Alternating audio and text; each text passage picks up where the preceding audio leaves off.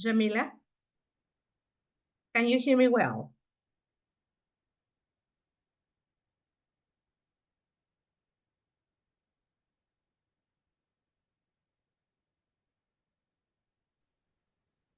Yes, I can hear you. Lovely. Okay. So are you recording the session? Yes. Okay, so to make sure and help Mr. Kadri. Lovely.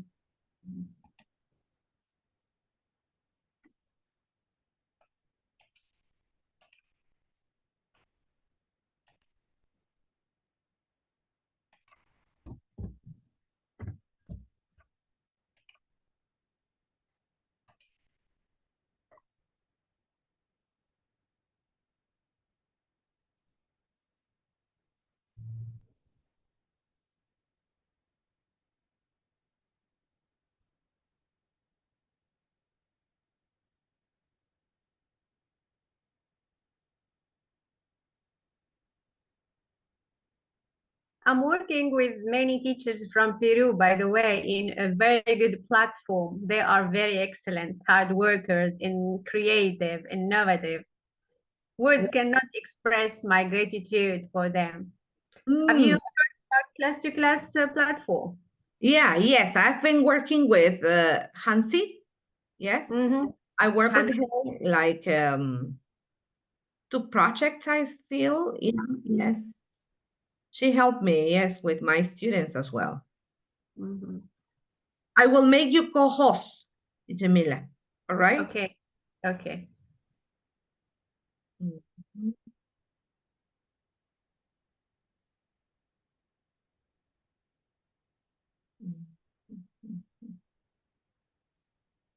Doesn't allow me to make you co-host. I don't know why. Yeah, but don't worry, I'll send you the recording. Okay. Mhm. Mhm.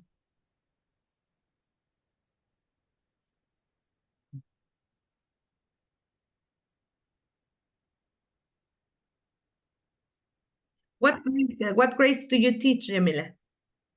I teach elementary, and they Okay. are they are aged from 15 to 18.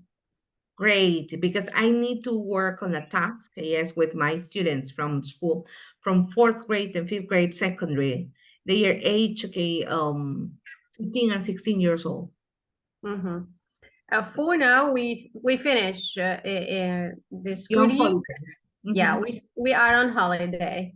Just we have a group of pupils who are going to sit for their national examination. This Mm. examination just is going to help them to move to the university. So if they succeed in this national examination, they move from secondary to university.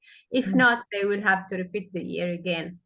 Mm. Just for the final year. It's not for all the pupils. Mm-hmm. Yeah, and when are you coming back to school?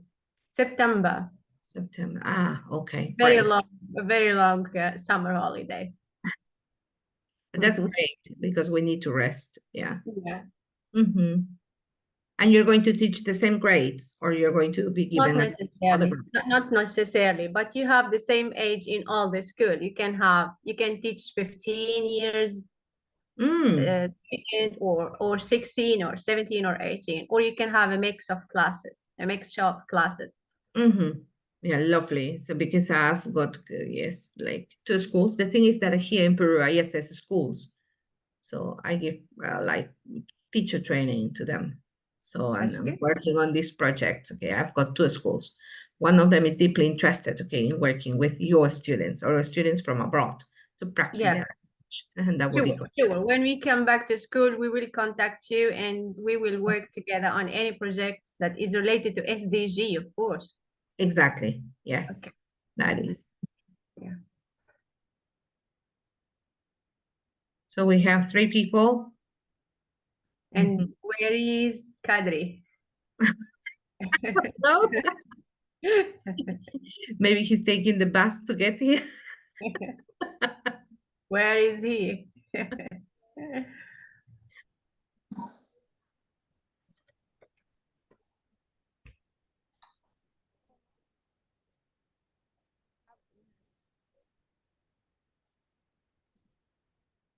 Mhm. Is Kadri the principal or the coordinator? Yeah, normally he should be here.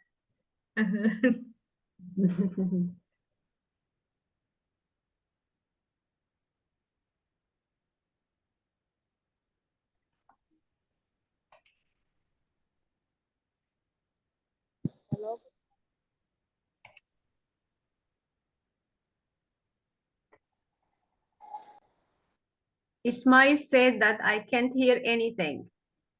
Oh, yes, because we haven't started. Can you hear me, Ismail? Yeah, I can hear now. I can hear now. Ah, yeah, yes. The thing is that we're still waiting for some people. No problem. Mhm. Still on the call. Lovely, Ismail. Thank you very much for this.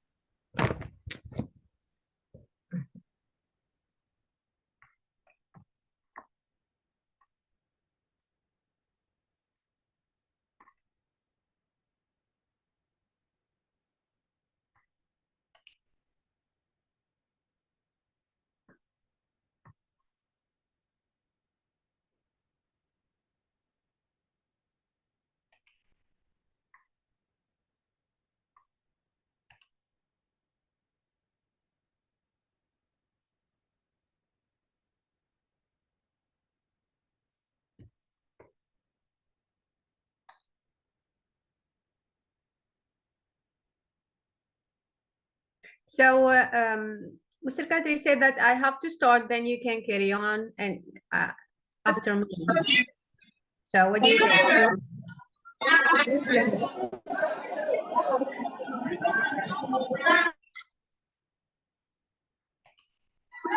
Can you hear me? You start.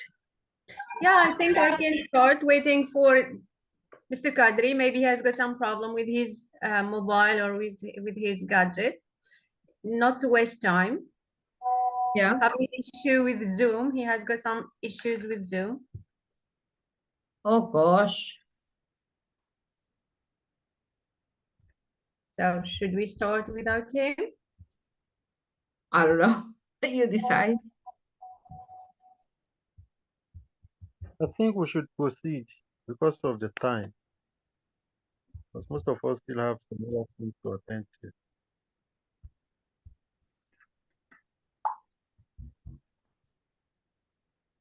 So, I think we can start waiting for him. He can just attend or he can join us when he solves his problem with the Zoom. He said you can start. Lovely. Okay, so I will do it now. Yeah. Uh-huh.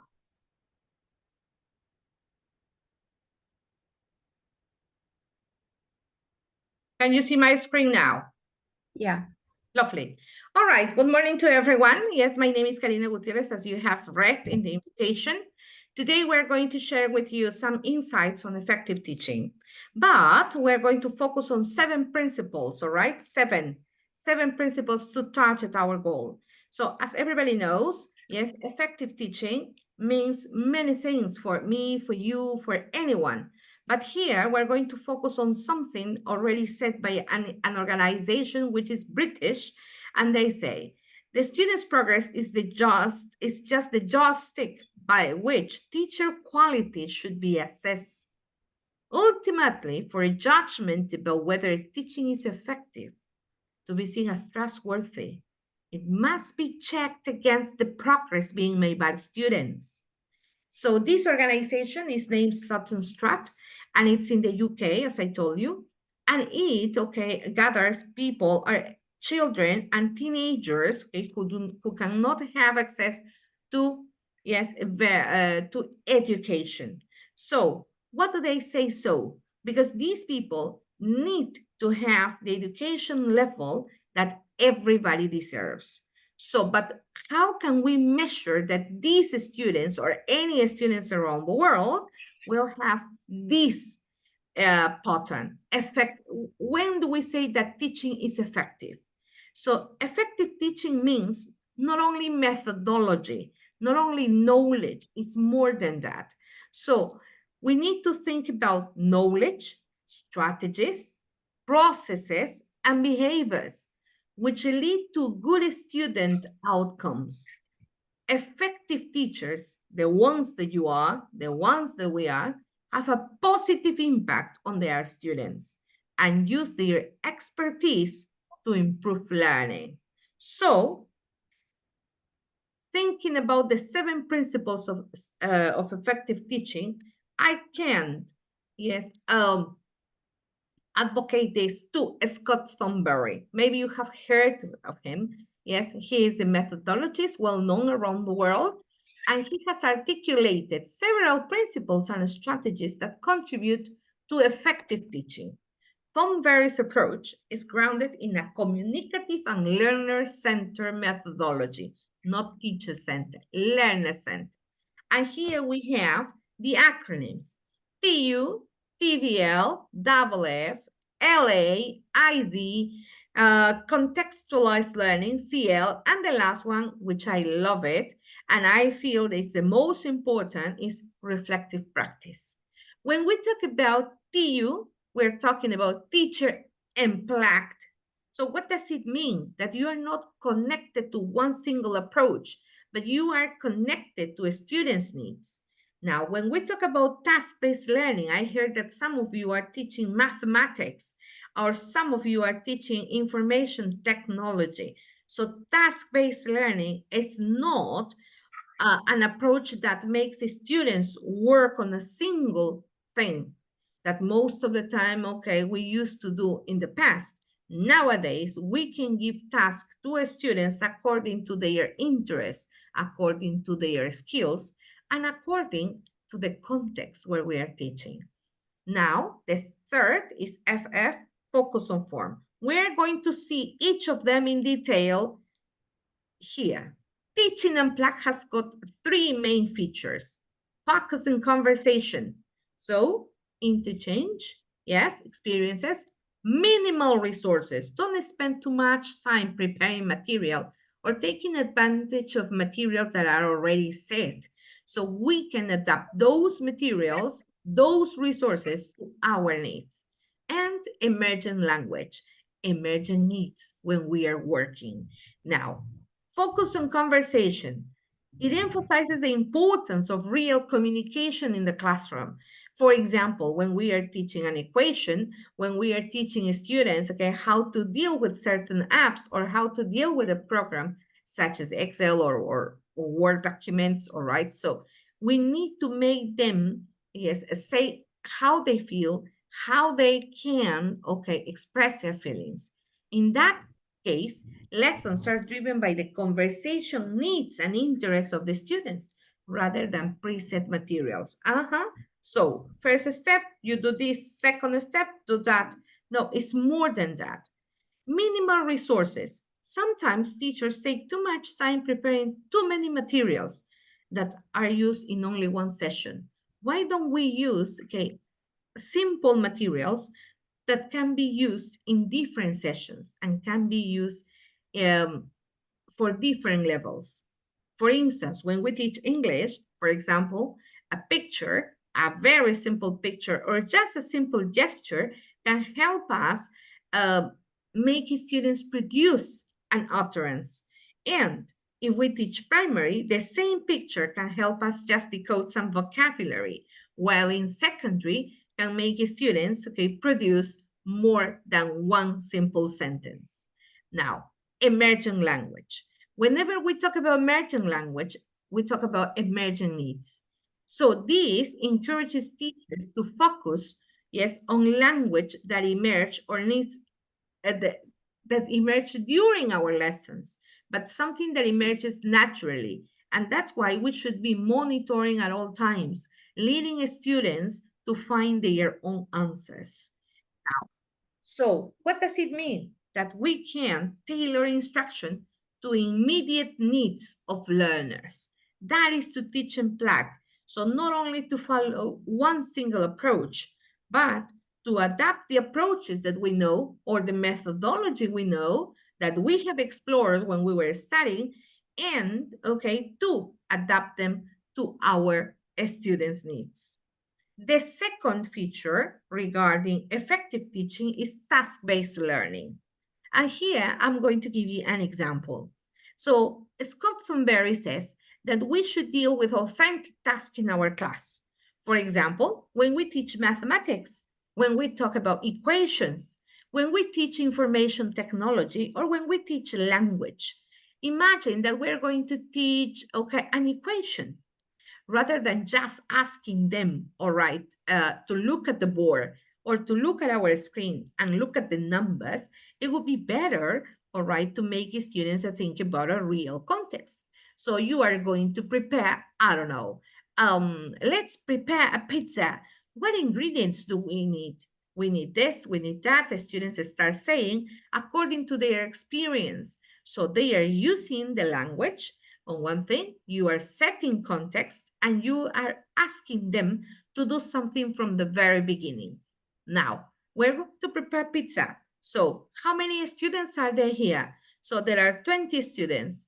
All right, so if we have a pizza of this size, how can I make it? To make it, in how many parts can we, yes, divide the pizza so that we can give a slice to everyone?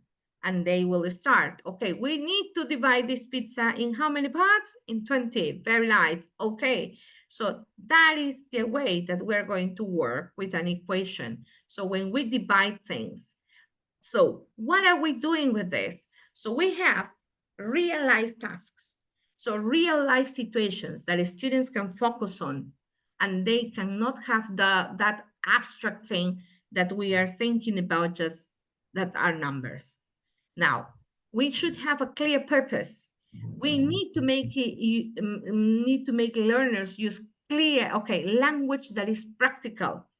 Now, and it has to be process oriented. When we talk about task-based learning, it's process oriented rather than just checking the outcome or the end result, where we have to think about the process, what students are doing, yes, to get to the outcome, or what they have to do in each stage. For example, now, when we teach language, let's imagine that we want to teach, I don't know, so future, right? We want to teach the future, the be going to and will. And sometimes we think about just to set the rule in class. Why don't we think about a situation?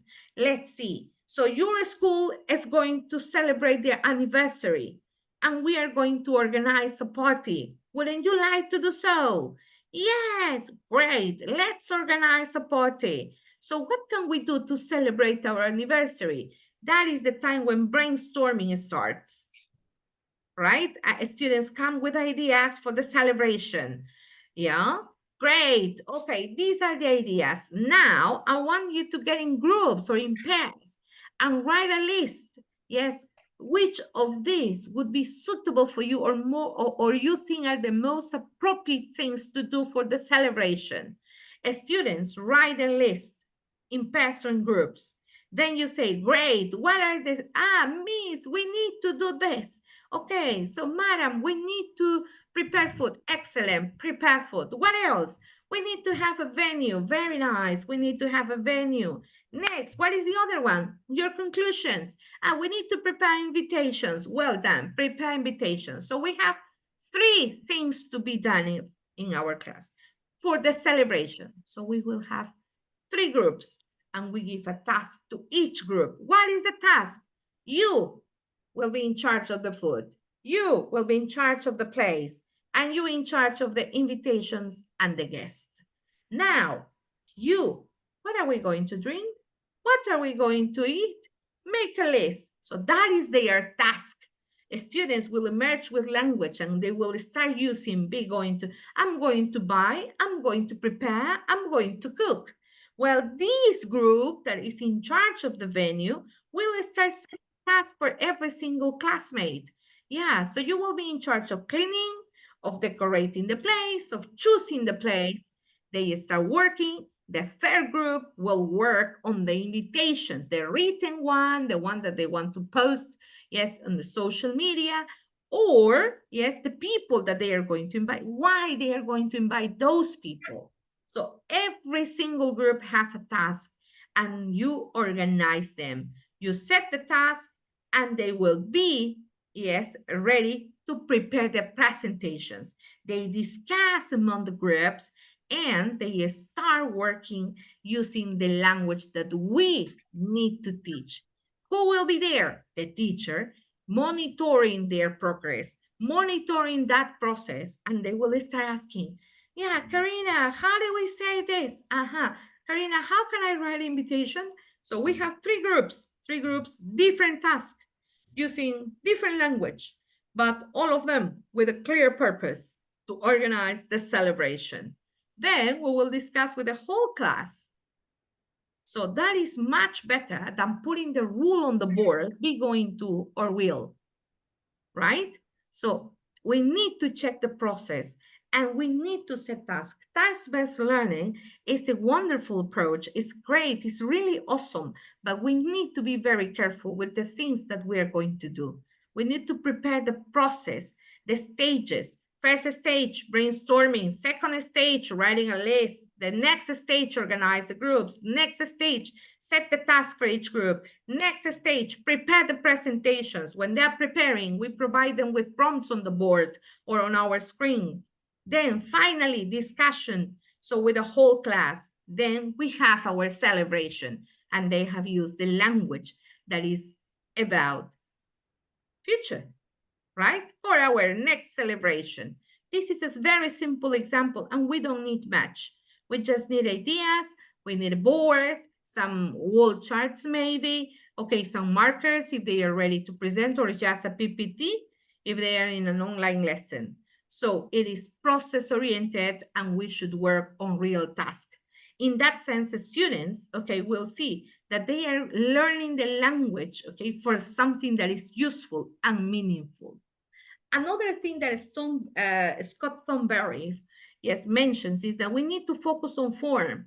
Most of the time when we teach English, for example, we deal too much with grammar and vocabulary, and we leave aside functional language, which is really important, especially when the students need to travel abroad or when need to communicate their needs when they're studying at university or when studying at school mainly.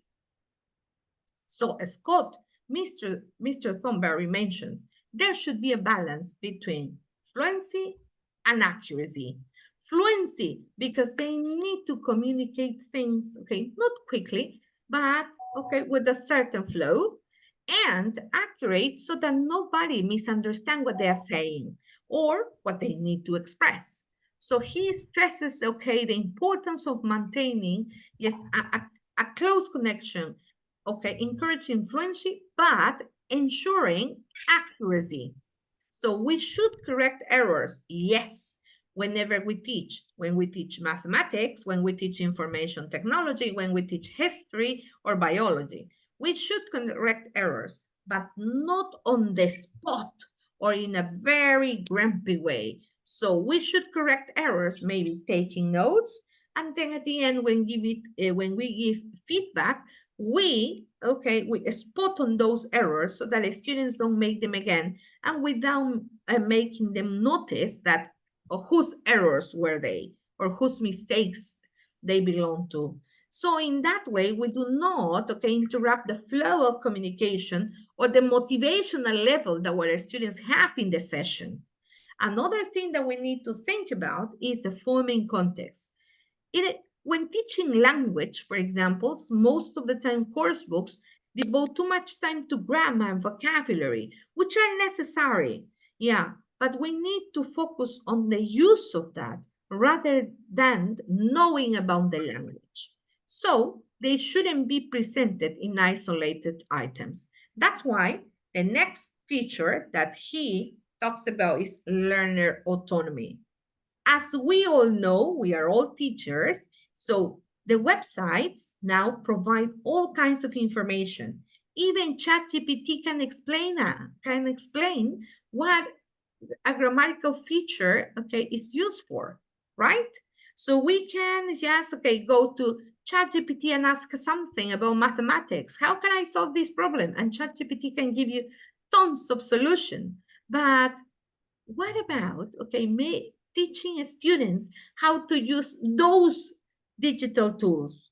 Yeah, you can use ChatGPT, but you can use it in this way, you can use it on that way. So to make them develop learner autonomy, but at the same time, to teach them how to use these tools consciously so that they are not, okay, used to using something just to copy and paste. Now, here, when Thornberry mentions this, he says that we need to encourage independence. Yeah, we need to make students, okay, feel more autonomous when learning. They can even have the possibility to assess their own learning, but we need to guide them how to use the tools that now, yes, advanced technology provides them with, but at the same time, they should have a clear goal. So in that sense, they will personalize their own learning. So we need to tailor, yes, certain activities. We need to adapt them. Yeah, but at the same time, how can students, okay, use those strategies to continuous learning? That is learner autonomy, because they are like birds. One day they are with us, the next day they're not here. Yes? So our objective is to provide them with the strategies that they feel not only autonomous, but they are ready to continuous learning and continuous development of other skills. The next one means interaction and collaboration. IZ. Isn't that important, especially nowadays? We are all connected. Yeah, yes. But our learning dynamics in our sessions, let's ask ourselves, our learning dynamics are the same? Just the lecture set? So I talk and everybody listens? Or I provide students with something, or I lead them, yes, to discussion. Okay, so there should be a wide variety of, yes, learning dynamics. Pair work, group work, yes, debate, yes, groups with other groups, yes, not only teacher talking and students listening. So he stresses the importance of interaction among learners. So pair work, now change your pairs. Group work, okay, odd numbers here, even numbers there. All right, now boys and girls, now girls, okay, so girls and boys, this group, and so on, and they interchange. So they must be, okay, engage into collaborative activities that will help them to practice not only the language, but every single strategy that we place in our sessions. So to work on meaningful context and at the same time, develop social skills, the communicative ones. Now, our job nowadays is not, yes, a knowledge provider. We are not anymore. So for that, we have tons of websites. So we are facilitators. Students can find any kind of content in the web, but we are, yes, there to teach them which content should be, okay, used, which content is appropriate, which websites they can surf in, rather than just a thinking, okay, that we need to provide them with links.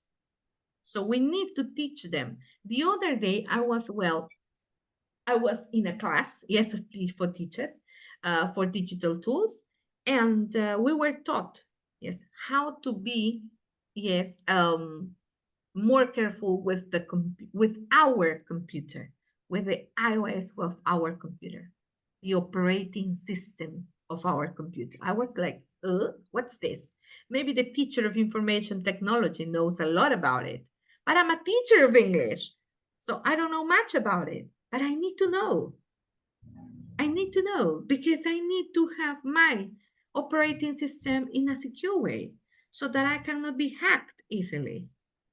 So this session was about that. So explore, do this, okay. Go. So they facilitated us with certain tools and sites so to check our operating system, despite the fact not being teachers of information technology. But we are aware of that. So that is our job. Our job is not only to tell them, you have to do this, you have to do that. No, come on, let's explore together. Why don't you go this?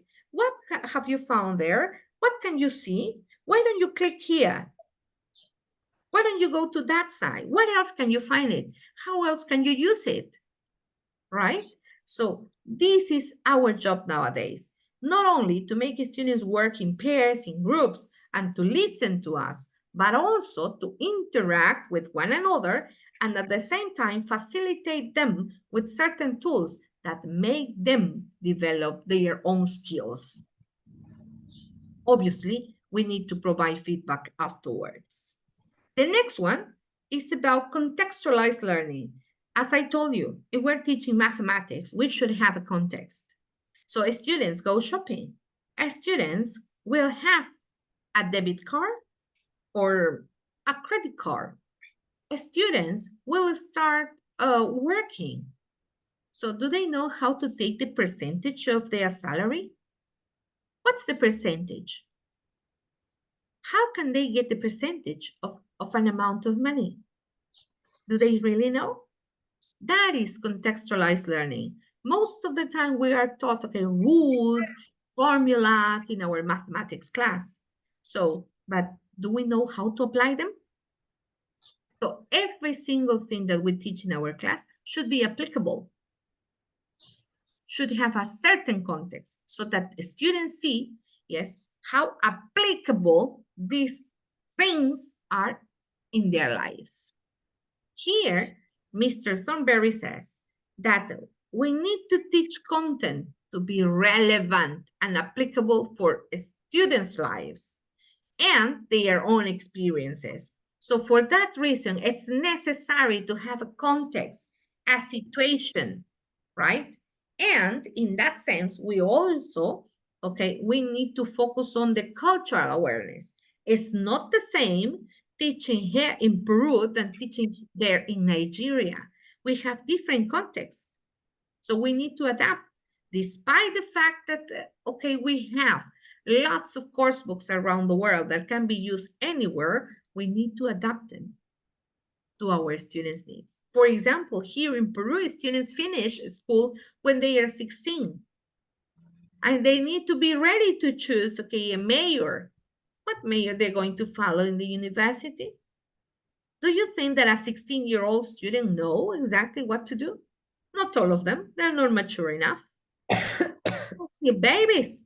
So in that sense, we need to prepare them with a pack of things that students need to face once they finish school. So in that way, so we need to incorporate in our lessons not only the content, but also, yes, that cultural element that students will face every day in their life, whenever they travel, whenever they continue living in their country, and so on. So that is to make students broaden learners' understanding and appreciation of different cultures. The last one, and the most important, and here, yes, I have to think about this. So reflective practice. Once we give a session, once we finish a term, so this is a chance for continuous improvement.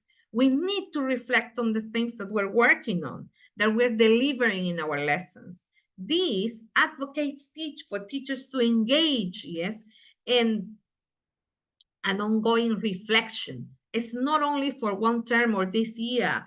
No, or I was advised to do so. Not only that, it's just okay for professional development. I clearly remember one of the feedback I was given, okay, so some months ago, and my trainer told me, yeah, well, because we don't have trainers, yes, in one of the places where I work, but we have deputies or head of centers, and they usually observe our lessons. And I clearly remember what she said. So she mentions, yeah, I really like your energy, Karina, when delivering your lessons with your kids and also with your adults. Teaching at that time of the day, 10 p.m. Imagine, yes, from Monday to Friday. So it's quite difficult. Everybody's coming back from work. So they need to, not a fresh face, but they need a person that can, yes, make this lesson, yes, flow, right? So something that is more active, not like, okay, no, let's see, let's do this. No, not that way. So they need something, yes, to spice up that time. You see? And this is what she mentioned. So how can you do this? And I answer, every time I have a lesson, I ask myself, did my students like them? Did my students like the exercises, the task? Did they enjoy it? Did I have fun? Myself. Why not?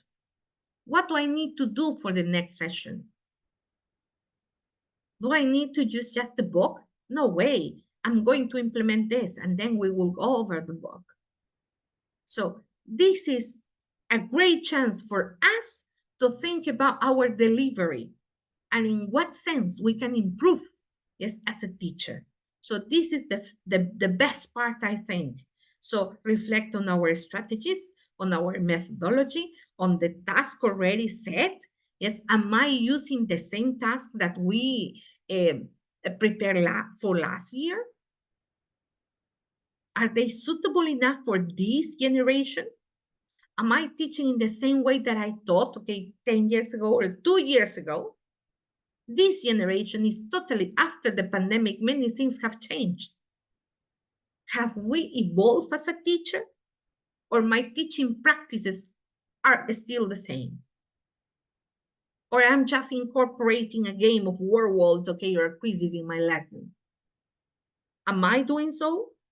So we need to reflect on our experience, on our delivery. In that way, we will improve our teaching strategies, and as a result, and our teaching will be much more effective. So, conclusion. Mr. Thornberry mentions that if we integrate these 7 principles, yes, to effective teaching, so that will foster an interactive, communicative, and learner-centered lesson environment. So it has to be an environment which is adapted not to our needs, to our students' needs, to their interests. So what are they learning this for? What for? What's their purpose? What? Okay, why they need it?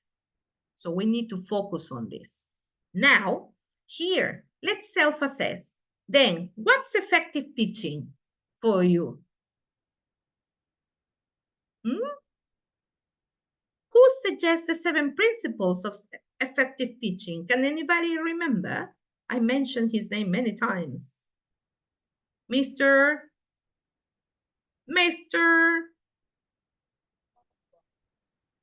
Clement, I heard something.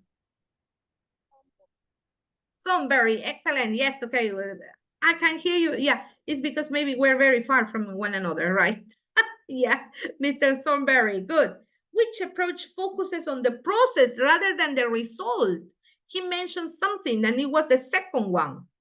You remember?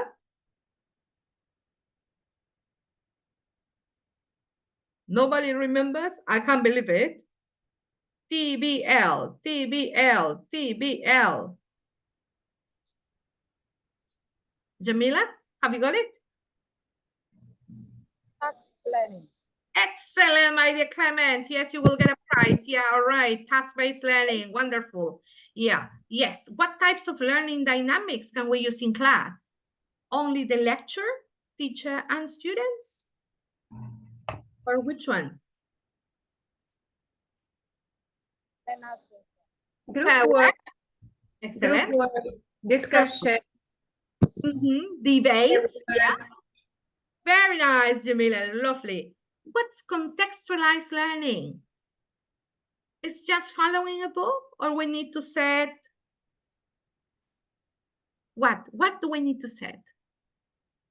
A context that is similar to real life. Exactly, yes. Despite the fact that you're teaching history, mathematics, whatever, yes, whatever subject you are teaching, why is it necessary to reflect on our own teaching delivery? Is it necessary or is just time consuming? Definitely. Yes, it's a great chance for professional development. Yes. When I received that feedback from my, not this not my trainer, as I told you, it's from my health center, I decided to take another course. That's why I'm studying these days. I'm finishing one of my courses, and I think I'm going to take another one. Yeah, because teachers need to evolve continuously. We don't have the same students and we used to have. The internet is something really huge, but we need to manage and we need to take advantage of it, right? So that we can lead the students to the right path. Now, do you have any questions? No? Not at all? Well, thank you very much. It's been a real pleasure to share with you these 7 insights on effective teaching given by Scott Thornberry. It's been a real pleasure. If you want to contact me, there you have my email, and maybe we can share something really nice with you. All right? Now, thank you very much. Can I have your cameras on? So just to take a picture, my dear colleagues.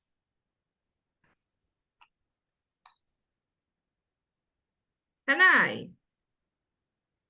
Ismael?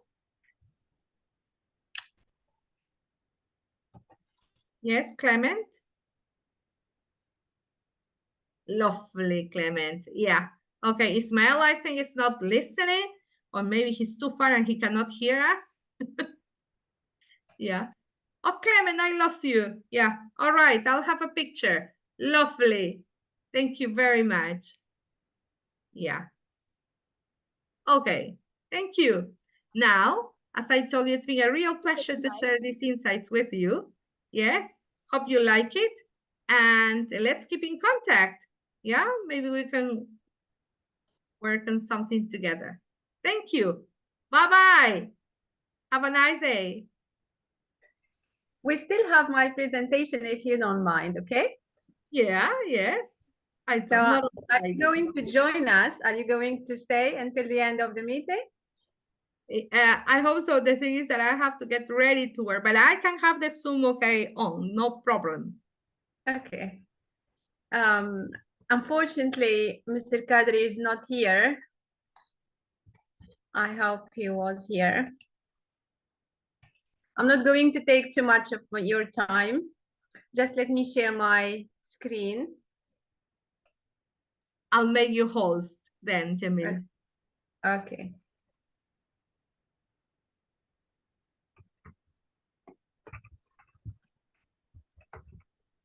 There you are.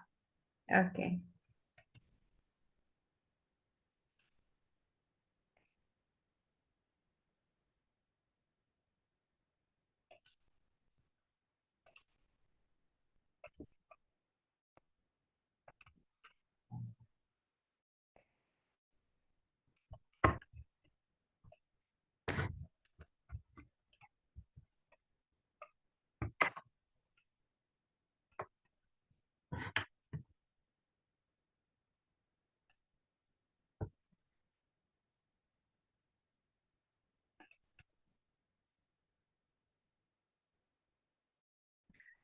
Anyway, I'm just going to help you to understand the effective teaching. I'm not going to take too much time because most of the most important ideas have already mentioned by dear Karina. Okay, so I'll just say the agenda. So we have the introduction, the main objective, introduction of to the effective teaching.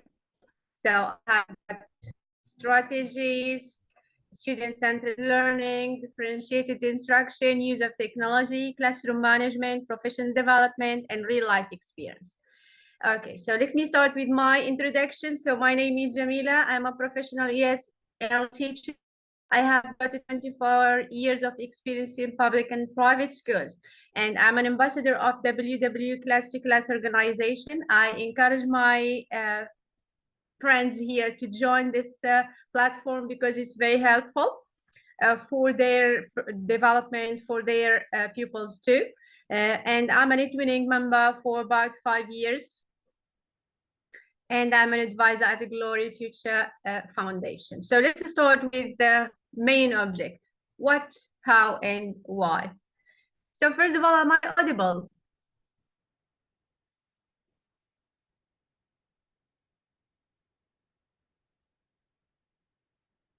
Can you hear me?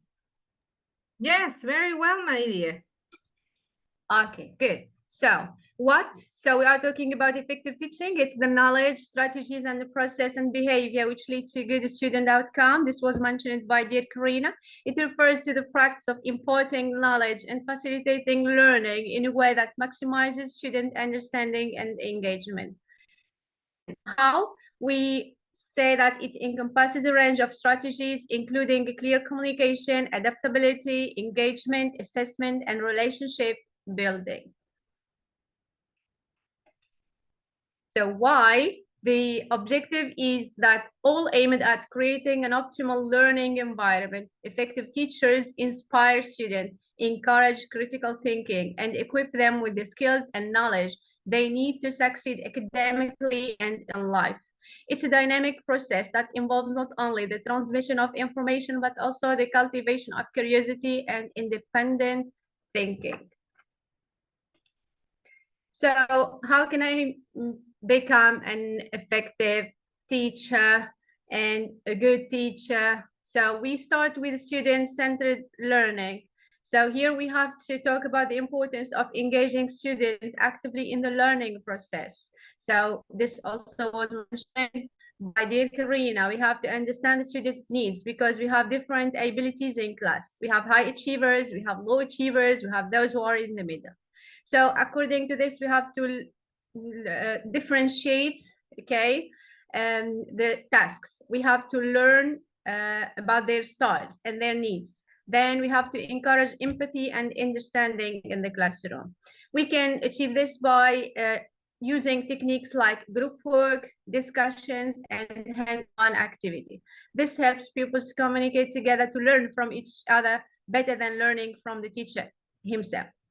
Number two, differentiated instruction. So we have to adapt teaching methods to meet the diverse needs of students. As I said, we have different abilities in class. So some would be able to learn by audio. Some others will be able to read by or to learn by visual or audio visual or just by listening. So it's up to their needs.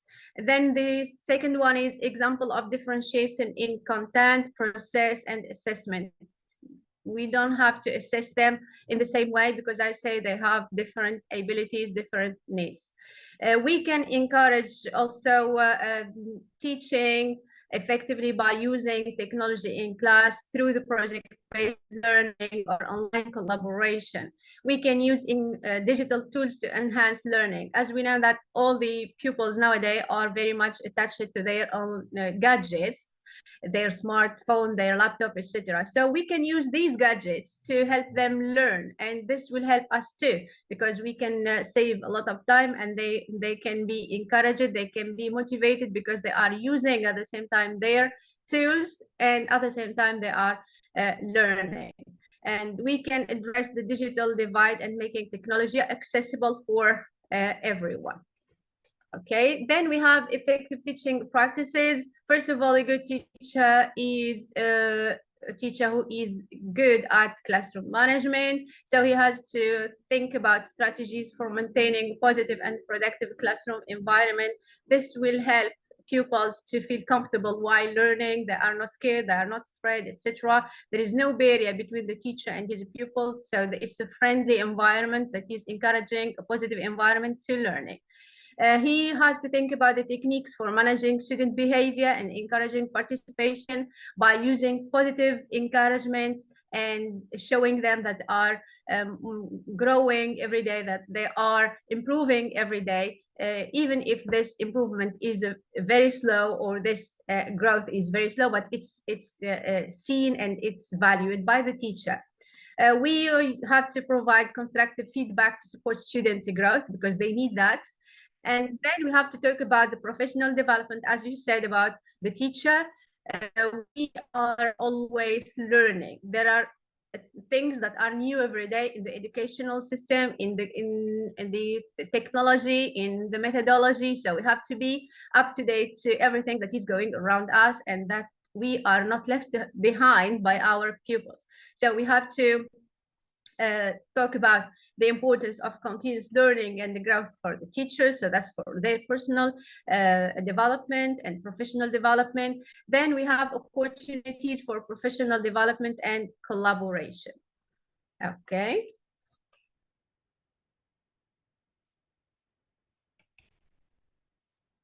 We have to think also about the real life experience. So we have to encourage a student to work on real life experience, to bring their life experience to class, to learn whether it is a language or mathematics or whatever, so that they can learn something in context.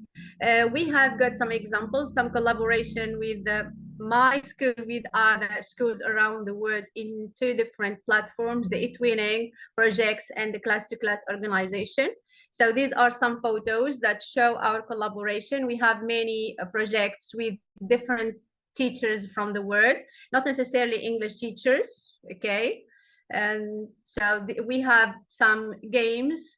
They learn through games like Kahoot, okay? We have got a project-based learning. So this picture shows how the pupils use design thinking in trying to find a prototype to solve a problem for another country. And this picture shows a meeting with dear Alexandria from Spain, and this helps pupils to communicate, to improve their language skills.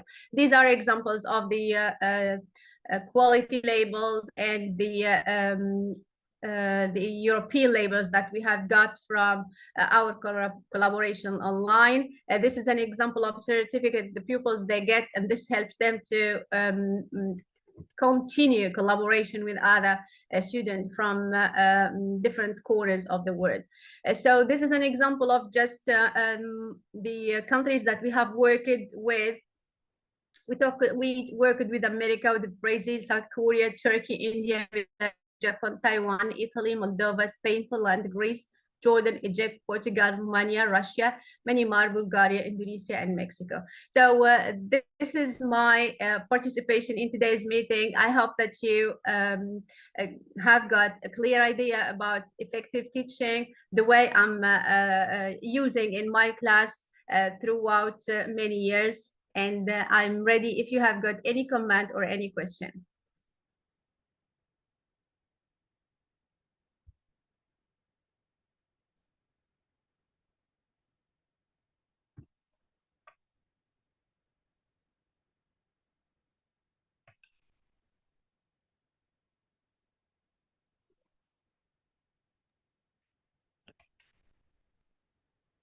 Okay, thank you very much for the session.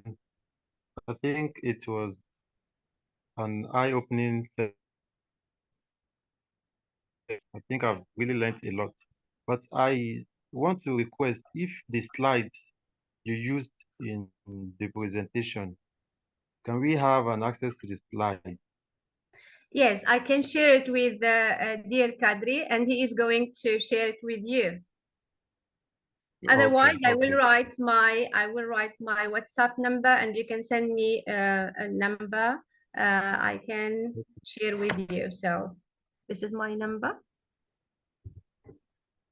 Okay, thank you very much. You are welcome.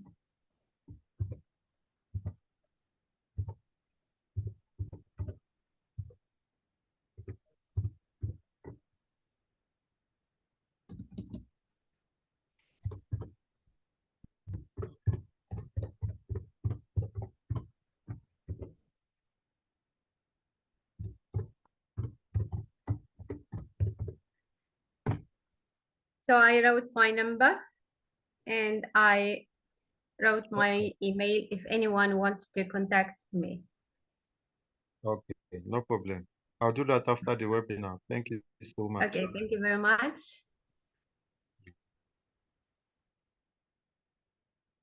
So, dear Karina, are you still with us? Sure. Yes, I'm here.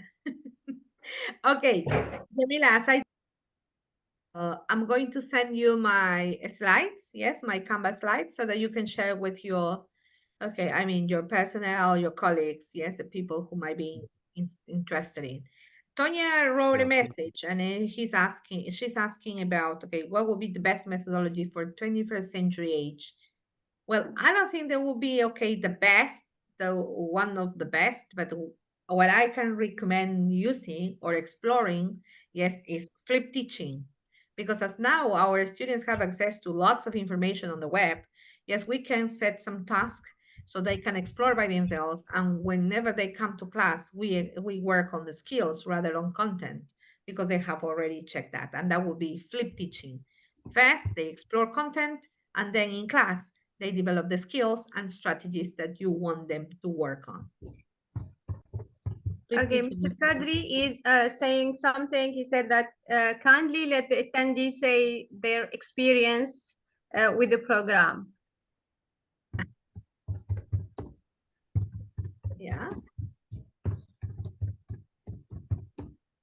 Great experience. Yeah, I love it. Thank you very much for the invitation. Yes, I hope that we can continue being in contact. Yeah, I like this idea because I learned today a lot from dear Karina, and I'm happy to meet these new members, Ismail and the other Aluwasan Moses and Eugenia Clement. I'm so sorry if I just spell your names wrong, but I'm so happy to see you today. Thank you. Okay, I'll send you my presentation, Jamila. Thank you very much. Okay, me too. We can share it. So thank you very much for today's meeting. Thank you very much for the presentation. Thank you also. Thank you. We are grateful. We love the presentation. Thank you. You are welcome. I look forward to having this type of presentation in the future. Also. Inshallah. Inshallah.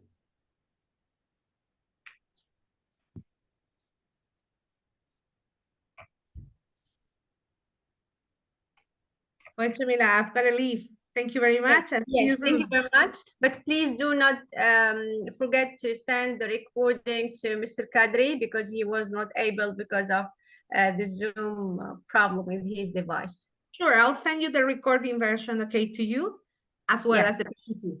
All right? Okay. You are the host now. So okay, okay, thank you. I will just leave if they have nothing to add. So thank you very much. It was a pleasure to meet you all. I hope that we can meet again for different themes and different topics. Thank you very much for your presence today. It was an honor to be with you. Bye-bye. Bye-bye. Bye. Bye. Thank you. Bye. Bye.